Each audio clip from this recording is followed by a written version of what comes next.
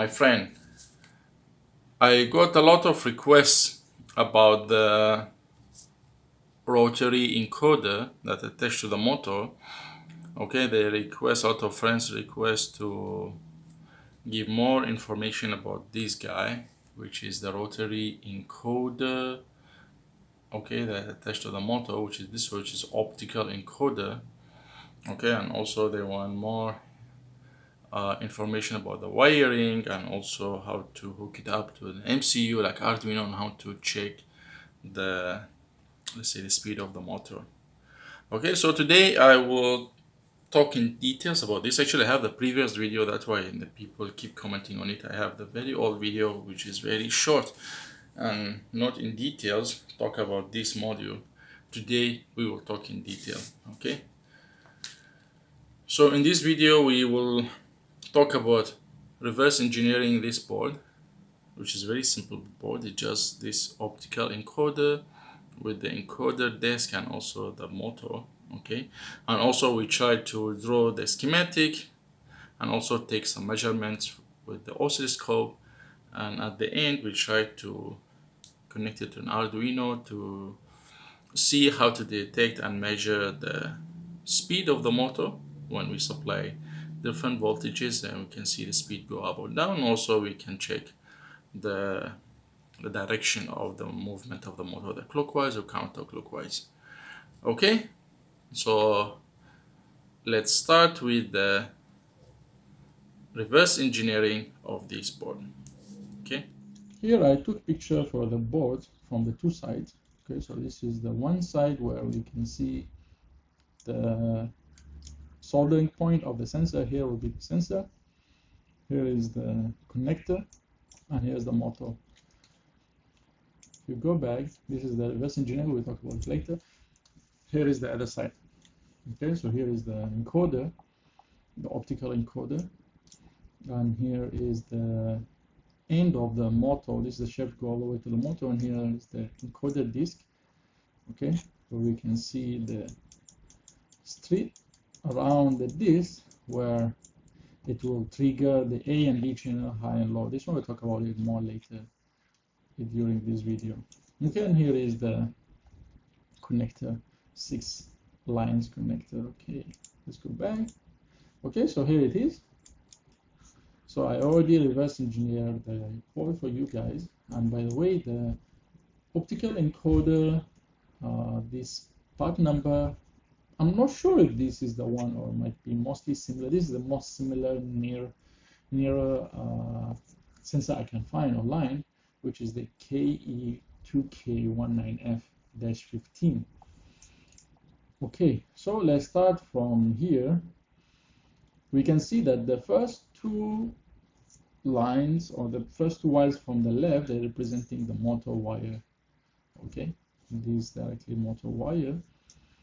Then we have a ground in the middle one, the upper middle one, and the upper right one is the VCC.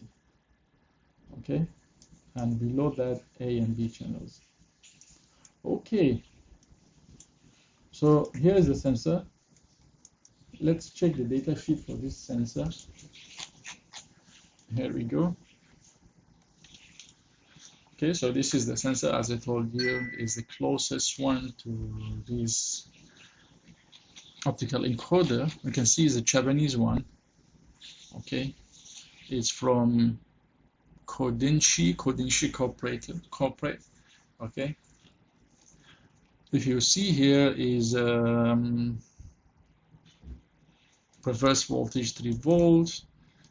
VCC can go up to 7 volts, so I'm sure we can directly supply the 5 volt from the Arduino board. And here are some other electrical optical characteristics. Again, the VCC typical can go 5 volts, very normal. This is the theta 90-degree. Duty cycle or duty ratio, they call here, is 50%. Okay. So here how it works. this is the channel and the phases. Yeah, this one later we'll talk about it. When we hook it to the oscilloscope, then we see the phase of the channels of A and B channel, which one go first, which one go second, or which one lag, because one will be lagging one and another one. So yeah, what else we need? By the way, here I noticed it's got already amplifier inside, hysteresis component, and also comparator. Then we have the output here with the RL resistor. However, I can see they still add a resistor, what they call the pull-out resistors on the board. Okay, so this is the one that will be straight, or what they call vertical on the board. Ours will be this guy, okay, which will be like this. Let me zoom in. 200, no, let's make it 400, yeah. Where is the hand? Yep. Okay, yeah, so this is ours. We can see like we got 1, 2, 3, 4 signals of all what they call bins at the top, then 2 bins at the second row, okay, which they are the A out, ground, VCC, B out, cathode, and anode. If you see here, they are matching with this guy.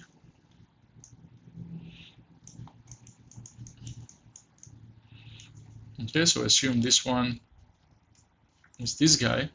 So you have A out or A channel out, which is this here.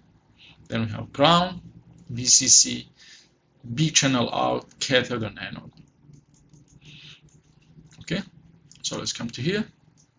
This is our sensor again, and we check our data sheet. So now we can for sure this is go to the ground, cathode come to the ground also.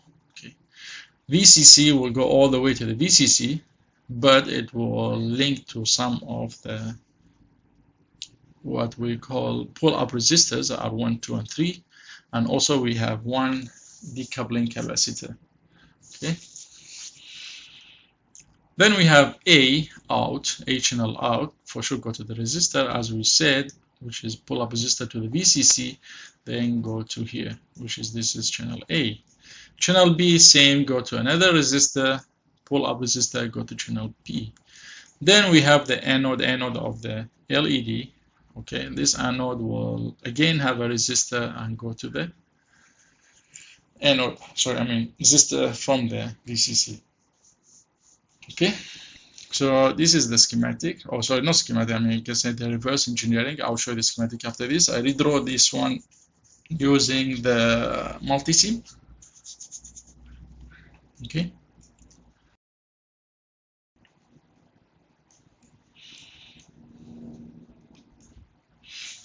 Here it is. So here our schematic, or the sensor schematic, I redraw it exactly what we saw in the reverse engineering picture. So we can see here, this is our optical encoder, this is the motor. When we start from motor directly, the bins of motor directly open to the connector when we have motor plus, motor minus. And now we talk about our optical encoder. Start from the VCC, we have a line directly from the VCC of the encoder all the way to the connector. This is the connector end, this is the encoder end. So VCC goes straight forward to the VCC, and for sure ground, it will be linked to the cathode and also all the way to the ground. Now we have channel A, channel B. They have about 332 ohm pull-up resistor to the VCC. Okay, each one of them, they have pull-up resistor to the VCC of 332 ohm, and the anode has also a resistor of 82 ohm. And again here we have about 10 farad. Sorry, what 10 farad is 10 micro? There is no 10 farad. Okay, so here we have 10 microfarad coupling capacitor, between the VCC and the ground. Yeah, so this is the schematic of our circuit that I reverse engineered. So now we can directly take our measurement from A, B channels, okay, to see whether the motor rotating clockwise or counterclockwise, and also to measure and calculate the speed of the motor. Okay, so now we can go to the oscilloscope and we see how the signal looks like at these two terminals A and B. Let's go. Here I already connect the module to the power supply I took from the Arduino, which is a 5 volt and a ground, okay, and also I connect the channel A, channel B to the oscilloscope. So now when I rotate the motor manually, okay, so I can see the oscilloscope give me different waveform representing the direction and the speed of the motor. And here are the two wires of the motor I didn't connect anywhere. Okay, they are just open, so I can manually connect I can manually rotate the motor. So now if I rotate the camera to show you the scope, there we go. So if I rotate clockwise now, there we go. Let me stop. Nope, they didn't get it. Okay, so if you see here, if the falling signal, okay, this is the falling signal of channel A, it's matched with the low side of channel B, this means this is clockwise. The falling match with the low part of channel B. Okay, let's me move. Okay, now I will try to rotate counterclockwise.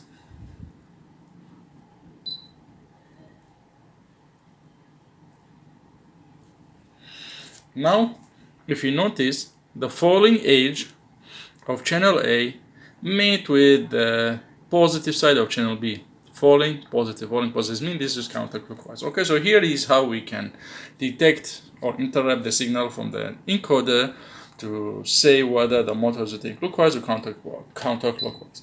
And also the frequency of the wave, you see the frequency of the wave, the faster I rotate the motor, the more frequency I will get, the higher the frequency. So for the frequency, I can measure the speed of the motor. Okay. So now I will go to I'll take some screenshot of these signals and go to the PC to talk more about it. Yeah, so here I took the snapshot of the oscilloscope. Let's zoom in. So you can see here, guys. Let me take my pen, make it red, make it a bit thicker. Here we go. Okay, let's start. Yep, good, cool. So now you can see here, this is channel A, for example, and here is channel B. If you notice, when the falling, you can focus on either one, whether the falling or the rising edge. Let's say now we focus on the falling edge. Okay, so this is the rising edge, this is the falling edge. This is falling edge here, and here is the falling edge. Here we have another falling edge. Okay, so this is rising, falling, rising, falling.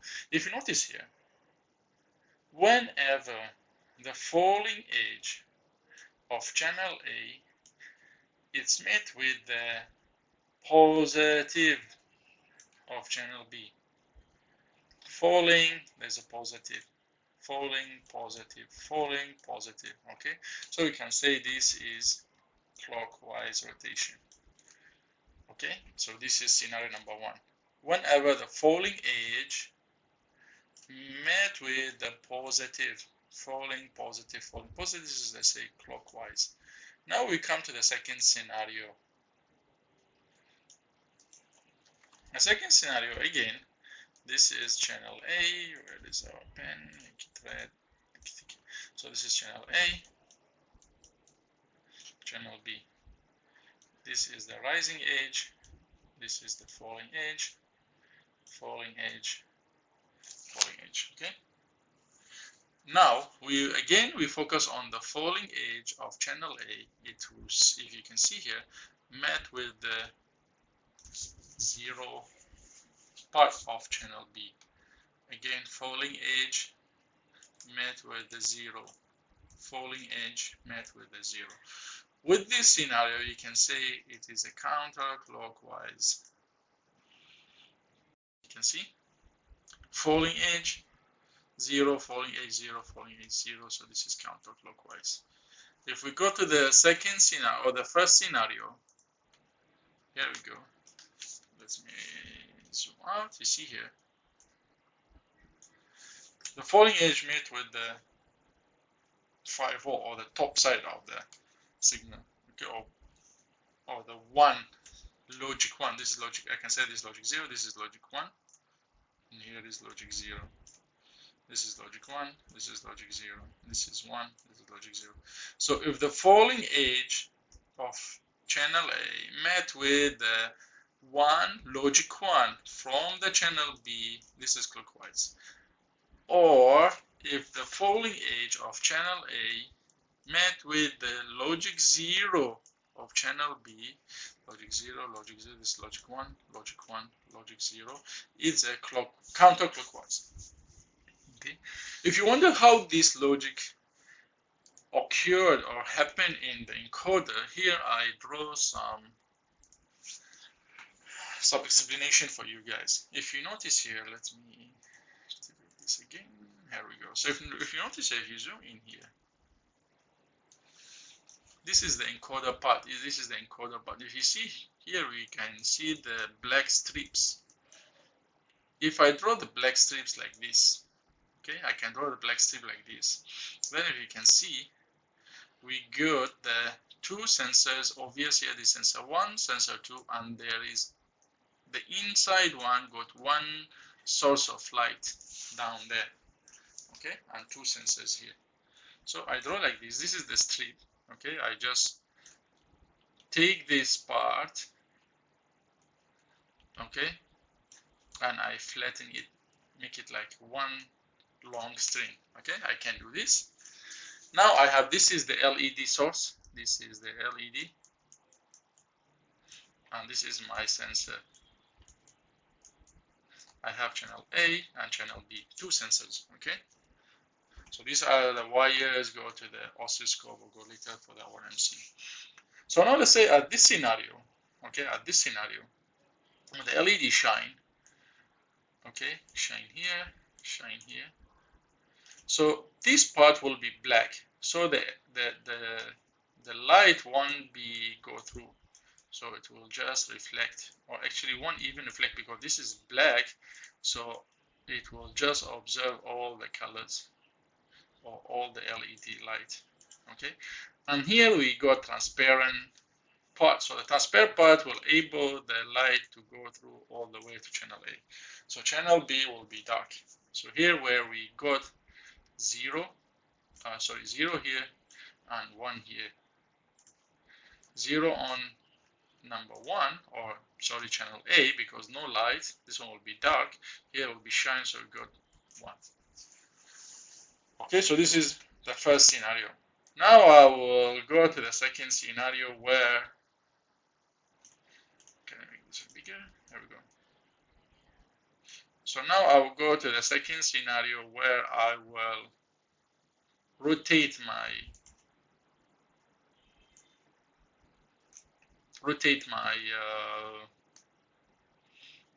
disk. Okay, when I rotate this disk or the encoder disk, so this one will be rotated. Let's say it will go all the way to here, for example, like this. Okay, now in this case, what will happen? Again, there's a LED shine here. You can see here, this one will be dark now, will be phase dark, so the channel B will be off, and channel A will be shine, or will detect the LED light because of the transparent. Now come to its side. So now this one will be 1, and channel B will be 0.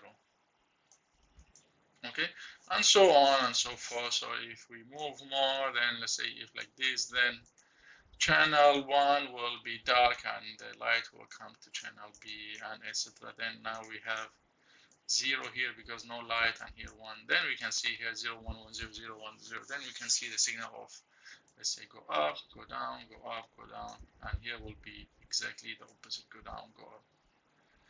Okay, then from the timing of this signal, we can get this thing, okay, of channel A and channel B. Okay, guys, so here we learn how to detect or how to read the signal, and also we understand what is the logic behind these waveforms. Now I believe we are ready to write a code to interpret these changes in the signal to see whether the motor is rotating clockwise or the other way we go to the counterclockwise. Okay, and by the way, if we want to measure the speed of the motor, so now we detect the direction using the falling, rising edge with another signal. If you want to measure the speed, we can just time the frequency of the signal. Say choose either one of these, we time the frequency of the signal, then we can see the speed of the motor. Okay, so yeah, I believe we finished with this thing. So now we can go and write some code to this guy, and we try to see how it works with the Arduino code. Okay, let's do it.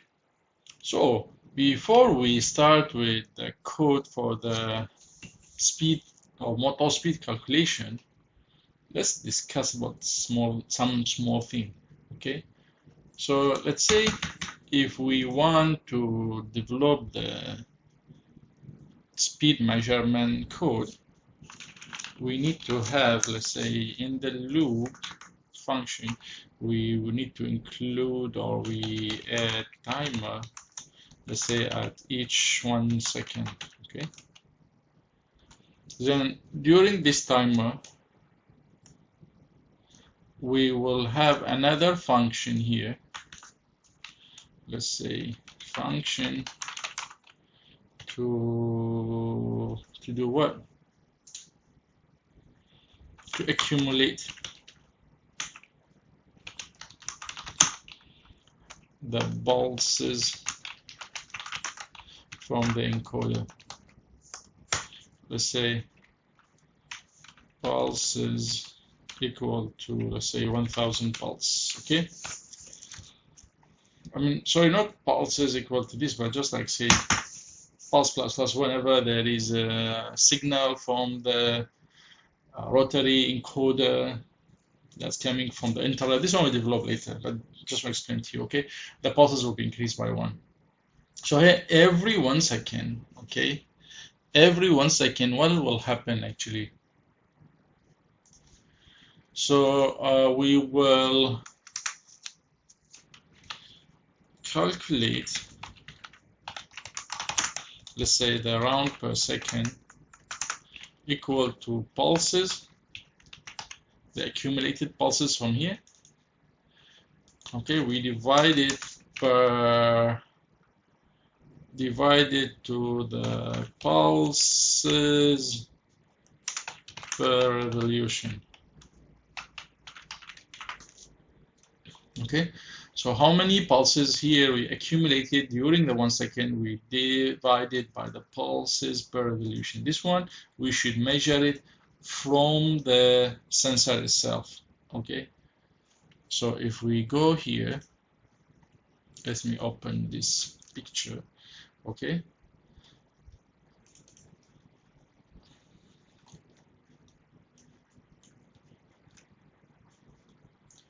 so this is our sensor.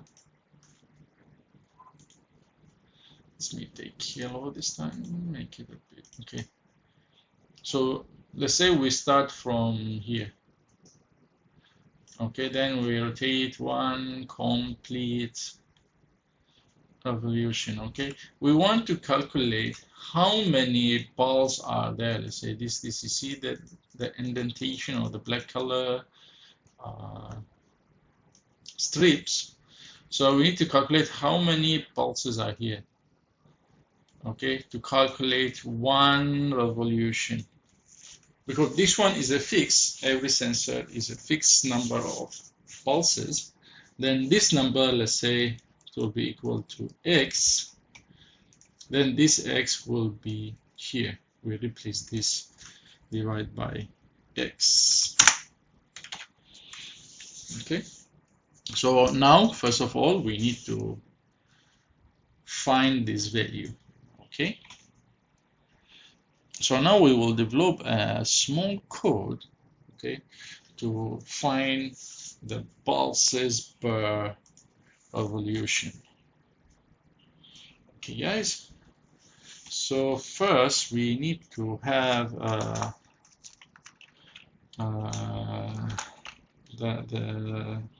they call define the pin out that we connect. Later I'll show you how I connect my encoder to the Arduino. So I will define encoder A at pin 2 and hash define encoder B at pin 3. Okay, I use pin 2 and 3 because they both have the interrupts, so it's helpful for us to use them later. Then later I will have the pulse counter, so I will have the volatile, since I'm working with interrupts, and this interrupts might be, this value might be increased out of the main function, which is out of this function. I go to the interrupt, increase there, so it's better to make it volatile. This volatile, let's make sure that the variable is being updated before it's take its value. Anyway, volatile integer pulse count equal to 0. Okay, so this is the pulse count that we talk about, which is this guy. Okay, so in the setup we need to define serial.begin with baud rate of 9600. What else do we need? Yes, we need to declare our 2 pins as output. So we need the pin mode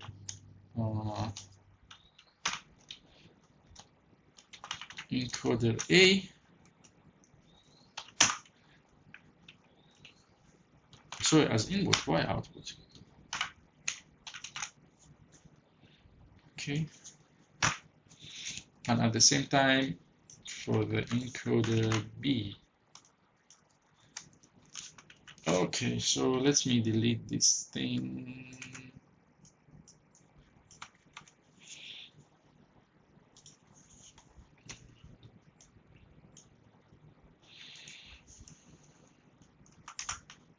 Okay, now we will create our interrupt using attach interrupt. So the pin name will be digital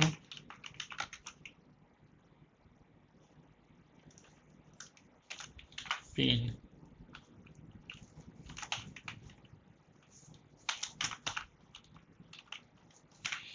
to interrupt of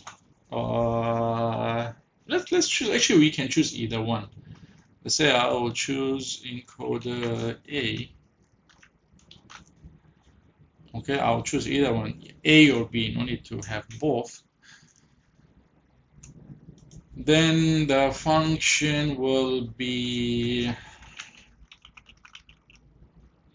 say, pulse count. What I can, this one was pulse count. So I'll put pulse count function. And the mode, let's go for rise. So here actually we can choose either rise or change.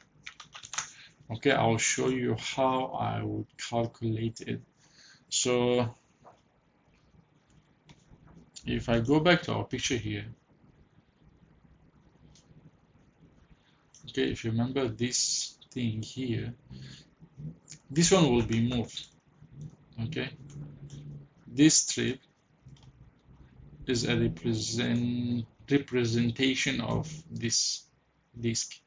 Okay, when this one go up or go down following the direction of the rotation of the encoder, whether clockwise or counterclockwise, so the signal will be, A will be maintained, let's say high, but B will be either high or low. Okay, for example, A will be like this, because remember, got 90-degree offset between them, and the B either will be, let's say, high, halfway, go down. This is A, and this is B. Or could be B like this, let's say, go up, halfway, go down. Okay, if we take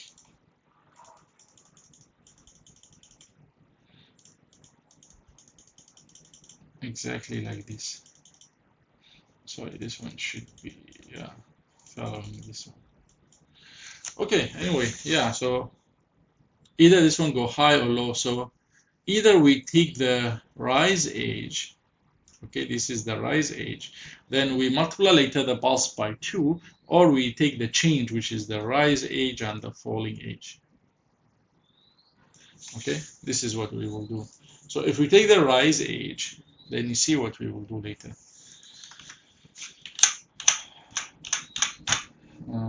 Okay, so here I will print line. Sorry, print. I need to serial dot print line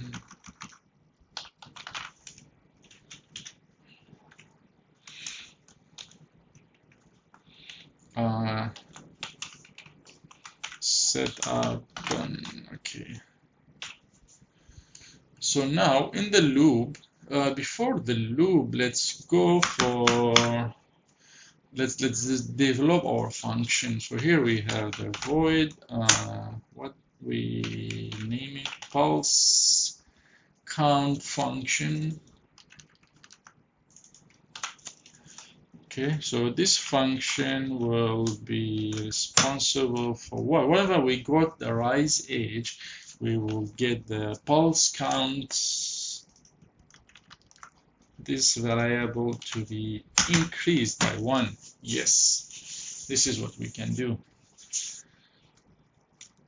Then here we just need to print that counter. What else? Rise, why? I guess there should be an A. Yeah. Oh, it should be rising.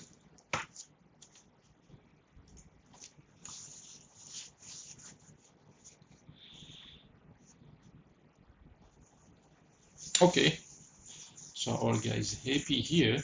So now I will add my loop. Loop actually just to print out. Let me copy this, make it faster. So I will print pulses equal to, then I'll bring the pulse counter. This one, print, so print line this one, then go to another one, another line, then we need to add delay, let's say 1000. Okay.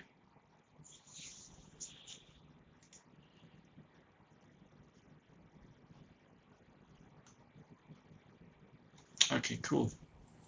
As you can see here, guys, so this is the motor with the encoder.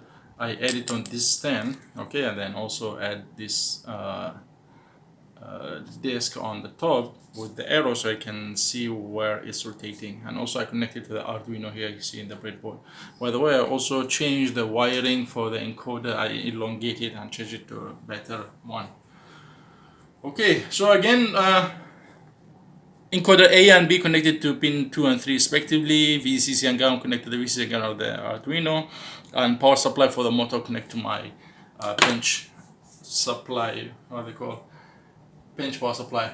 Okay, so now let's start to do something. So as you can see here, This is our code. But again, since it's a rising, so we need to multiply the counts by 2, okay? This is the pulse count, because it's a rising, so we take only like half of the, half of the waveform. So yeah, that's why we need to multiply by 2 to get the full waveform, okay? So I have the Arduino Uno on COM11. Let's go and upload.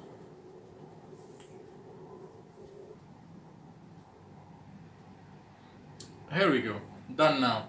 So if I open my this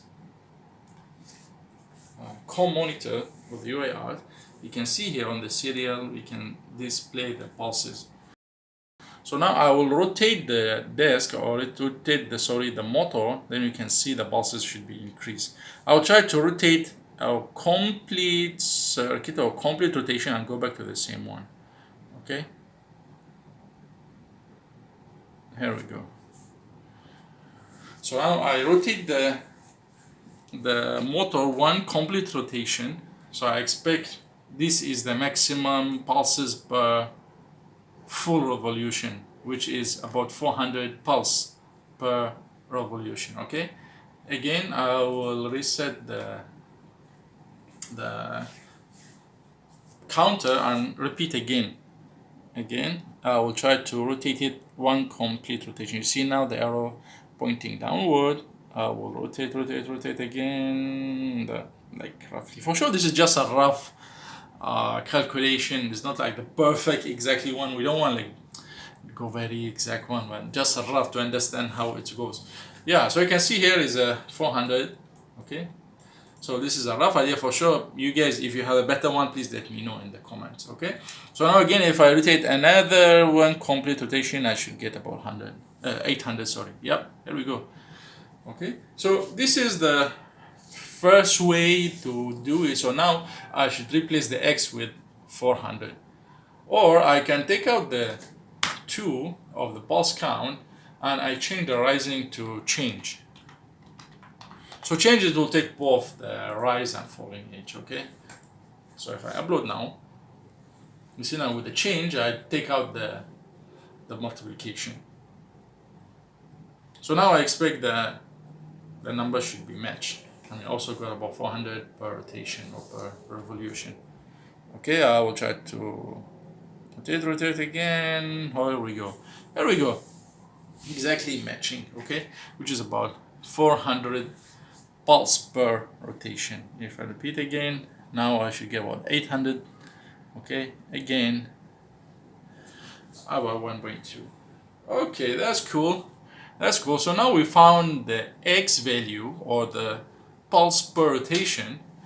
Now we can go and write our code for speed calculation. Okay, so for the speed calculation code, the motor speed calculation, also the direction code, will be used the same code for the pulse calculator, but we try to change a bit to adapt to our requirements. Okay, so pulse count, we maintain it, we might need it, but we will add another one more variable, which is the direction. This one will be actually either clockwise, counterclockwise, so it will be full, either true or false, either one. So this is direction equal to, let's say, true. Okay, good. What next? We need the time. Since remember, guys, you say we need the time. Let's say at every 1 second we calculate the thingy. So now unsigned long, because since we play with milliseconds, so we need to big container to store our data. So here is the previous millis equal to 0. and the interval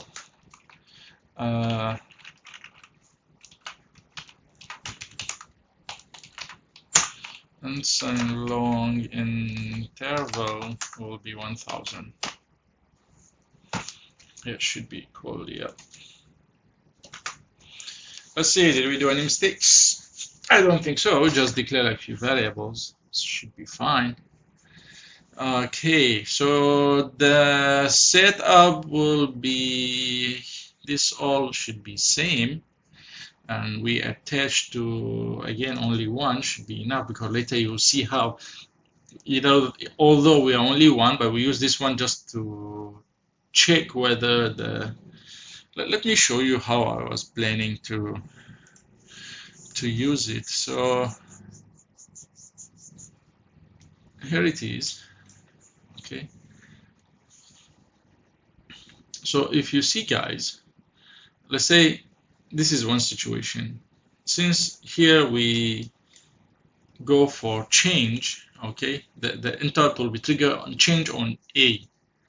Okay, if you see here, let me make this one smaller. You see, change or encoder A, we will go there. Okay, so this is encoder A, whether it go up or low. Okay, up or low will be triggered the interrupt. Okay, so hold on. Let me open the pane so I can highlight to you. So if you see here, guys, I will take this. Okay, so again, we choose the change. So changes mean if this one is rising or falling, the interrupt will be triggered. So inside the interrupt, if it's rising or falling, once it's triggered, then I will check if the B and A, they are both high. You see this one, B, sorry, A and B, they are same. Is mean, let's say this is clockwise, for example.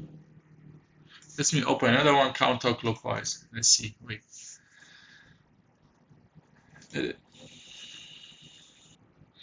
They are the same. No. Okay, cool. So these are the two. Okay, now again, let's say it is trigger on the rising edge. When trigger on the rising edge, I will check the status of A and B. This is A, this is B. If both they are on the same level, this is 1 and this is 1. Okay, or the falling edge, because it's changed, either one.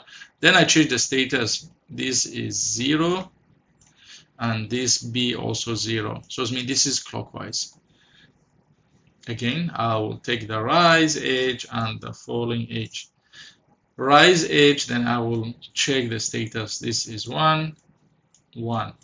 If the falling, same, 0, 0. So this is clockwise. Now I will check the other scenario, which is counterclockwise. Okay, so here, I will come here, take the red. So again, this is the rising, this is the falling edge. If you see here, let's say, okay, again, this is A, this is B. If you see here, this is the counterclockwise. If I start with the rising edge, you see what's the status of the signal? This is will be what? Will be 1. But this is what? The status of this is 0. Same goes to the falling. You see this is the falling edge. What's the status? Is 0. What's the status of B? Is 1. So status of A doesn't equal to status of B. Again, rising edge, falling edge. Status 1, status 0. Falling edge, status 0, status 1. So A doesn't match or not equal to B, so this is counterclockwise. Not same like this guy. This guy, when we go for rising or falling, when, let's say, we start with the rising, then we check the status. This is 1, B also 1, so they are equal to each other. A equal B. Same goes to here. When I go rising, 1, 1, falling, 0, 0, they are equal to each other, then this is counterclockwise. So this is what I'm going to use to do my code. Okay, let's go back to our code. So that's why I choose to be changed. So either one will be go up or down. And also I took only A. So you can take A or B, either one should be okay. Now inside the loop, I will have the current. I need to declare a variable for the current. So will be unsigned long current millis will be equal to millis. This is the current millis that at that time will be how many milliseconds. Okay. Now I will do my calculation. So this one will be rotation per second calculation. Now I will check my timer, or check the timing here. If the current, how I wrote this, if the current millisecond minus the previous one I declared here, if the current one minus the previous one, okay, is more than or equal the interval, which is 1 second or 1000 millisecond, okay, so this one will be 1 second interval for readings, measurements. Okay, so if this guy, if my current one minus the previous one is more than the interval, what should I do here? So the previous millis, first I will assign it same like the current one, because I need to shift to the current one. Okay, so I can prepare for the next one, for the next cycle. Then I will have unsigned long. Let me declare this guy here, unsigned long. RPS, rotation per second. Okay, RPS is equal to the pulses. Remember here, guys, we have some pulses count that we, but for sure this one we will change later. So the pulses, okay, then I will divide it by 400, or the pulses per revolution, the one we calculated previously. Okay. Let's compile. But for sure we haven't finished. Still got more. I mean, we need to change the what they call, change the function that we call when the interrupt trigger. What else? Let's put the main. This is deleted, no need. Then we will copy this thing. Sorry, cut, and I don't want delay because I already have the interval. So this is will behave like a delay. Every 1 second only will be triggered. Okay, so here I need to add some printing. So the printing will be not the pulses anymore, but will be round per second equal to the RPS. Sorry, RPS. Okay, and also I will maybe print the direction here. Direction equal to what I declared here, DIR. So DIR will be representing my direction, my motor direction. Okay, cool. Then after it will finish, I need to reset my pulse count. So the pulse count needs to be reset somewhere here. So this one equal to 0. Compile again. Okay. but we will see how this direction will be, how can I say, I mean, we're printing either true or false. We see later how to solve this thing later. Okay, so pulse count function will be declaring, we need two pools. So Boolean encoder A state equal to digital write, sorry, digital read, why write? Digital read of encoder A. Okay, so this is the thing I told you guys. After we trigger, we need to find the status. Okay, if you remember here, sorry, not this guy, we go with the pink better. Okay, you see, after we trigger the interrupt either falling or rising, we need to read the status. Okay, this is the digital read. After, again, this is the falling, we need to perform digital read. So whenever this interrupt been triggered for the high or low, then I will check the status first. Okay, status A, status B. So this one, B status, encoder B. Cool.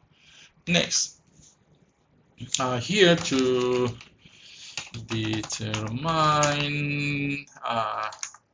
the direction. You see how I will determine the direction. Do you remember just now how I explained to you guys? I will use the same logic. If encoder A state is equal to encoder B state, okay, if they're equal, I will assume this is what they call the direction equal to true. Okay, if they are same, and also the pulses will be increased. Else, if they are not match or not same, what I will do, make it true. Sorry, make it false. This one still be count. Either way, we go forward, backward, or what they call the counterclockwise, clockwise. We're still increasing the pulse. I mean, still calculate the speed. The direction will be changed. So this will be false. Plus count. Okay. So I believe should be, that's it. Let's check. Okay, let me send. Oh, I didn't connect the Arduino. Let me connect it fast. Okay, uploading done. Let's check.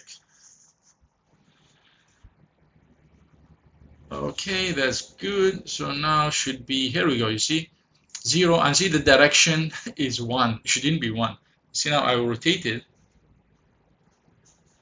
and nothing happened. Why?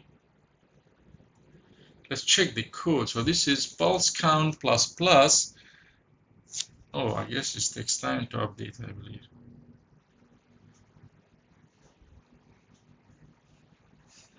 Yeah, we need to turn on the motor, but it's okay. You see the direction. Let's solve the direction issue. The direction issue. So how to solve this? I will add a condition in the loop function. Loop function here when we bring the direction exactly here. So serial print. We check the direction. Okay. If it's true, we bring clockwise. Else, we bring counterclockwise. Let's check. So this one is the if condition. I bring that at the same time. So we check the direction. If true, bring this. Else, bring that. Let's see.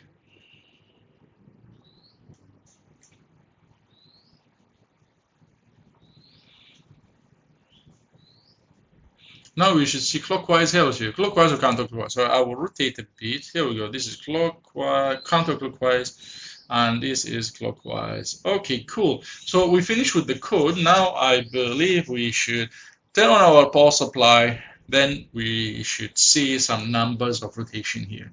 Okay. So here you can see the motor connected to Arduino and also the power supply. I'll try to supply some current to the motor to see this guy rotating. And at the same time, you can see here, guys, this is the round per second counter. Okay, so I'll try to apply a bit voltage. Yes, here we go. You can see it's barely rotating. And now the round per second reading about like 6 to 7 round per second. Okay, you can see if I can bring it down. Nope, I guess, yeah, this is the slowest can go. There we go. Cannot go down. I mean, slower than this. There we go. So about 20 round per second can go up. 24.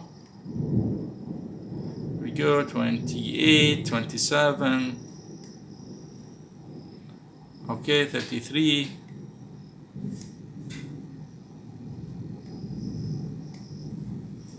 That's good. So now I can see the one you can hear is started vibrating because the motor is unbalanced, so I cannot go faster than this. Let's go back. So yeah, guys, I guess we made it. Okay, so we can see here. Okay, so you can see here our motor rotating, and also we can see the round per second from our encoder. That's cool. So we learned a lot in this video. We learned how rotary encoder function was different between these two channels, channel A and channel B. Where's the pictures? Okay, what's this waveform and why they have two channels, and what these two channels that got about 90-degree shift between them. And also we learn how to find the pulses per evolution, and also we learn how to decode the clockwise and counterclockwise, and also we learn how to calculate the speed around the rounds per second. And again, if we want to calculate based on RPM or per minute, we can just multiply by 60. Anyway, so I hope you have learned something new from this tutorial, and I hope it won't be that long for you guys. So happy learning, and see you soon in the next video.